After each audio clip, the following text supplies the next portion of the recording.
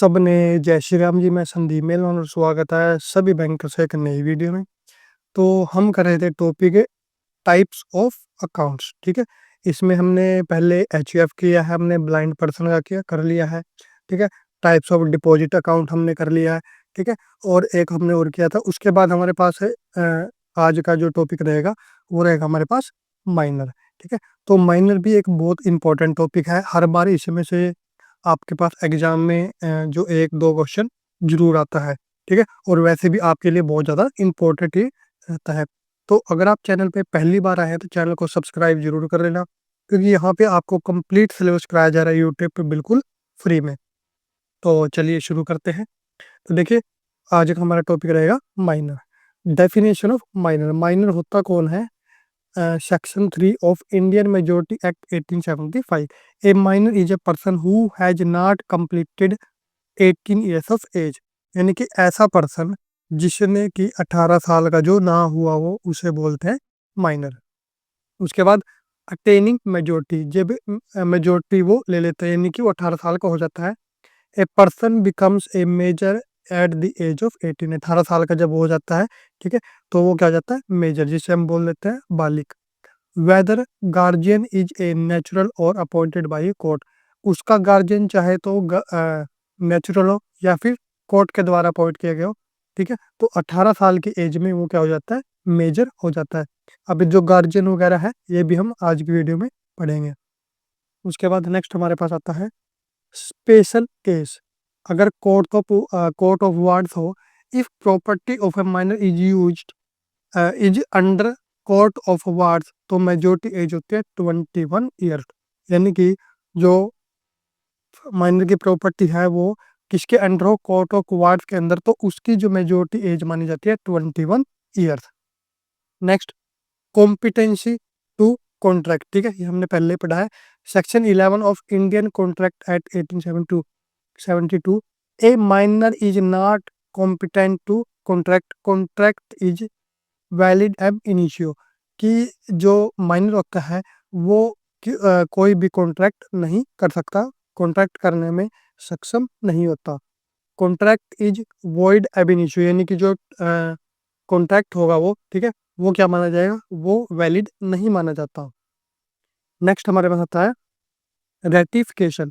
A minor can not ratify. Ratify होता है यानी किसी चीज को सुधारना। ठीक है, A minor cannot ratify an agreement made during minority even after attaining majority। यानी कि जो माइनर है, अगर जो माइनर था यानी कि अब जो मेजर हो गया, उसने जो भी एग्रीमेंट किया था उसके माइनॉरिटी में जो किया था, ठीक है, तो जब वो क्या हो जाएगा, वो बालिक हो जाएगा यानी कि मेजर हो जाएगा, तो उस वक्त वो मान्य नहीं होता है। ठीक है, नेक्स्ट हमारे पास होता है necessaries of life. Necessaries of life में क्या होगा? देखिए, a contract for supply of necessaries of A of life is valid if supplied by A legally bound person.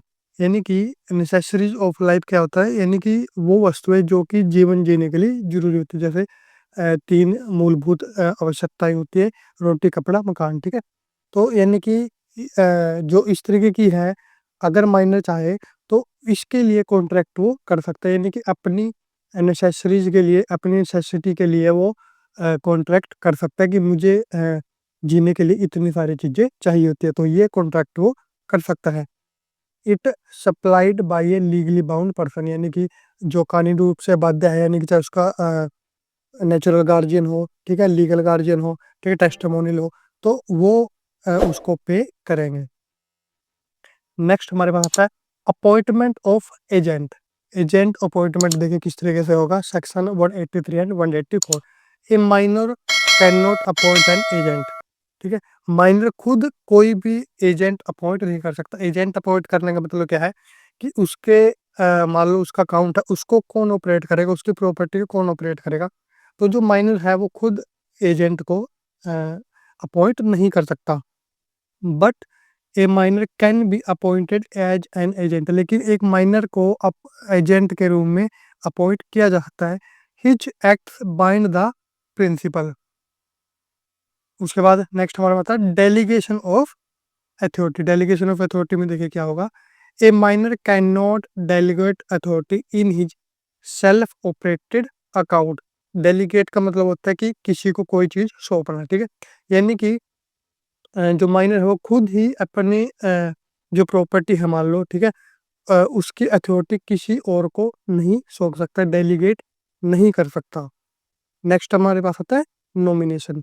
A minor can not appoint a nominee. जो minor है वो किसी भी nominee को अपॉइंट नहीं कर सकता, but he can be appointed as a nominee.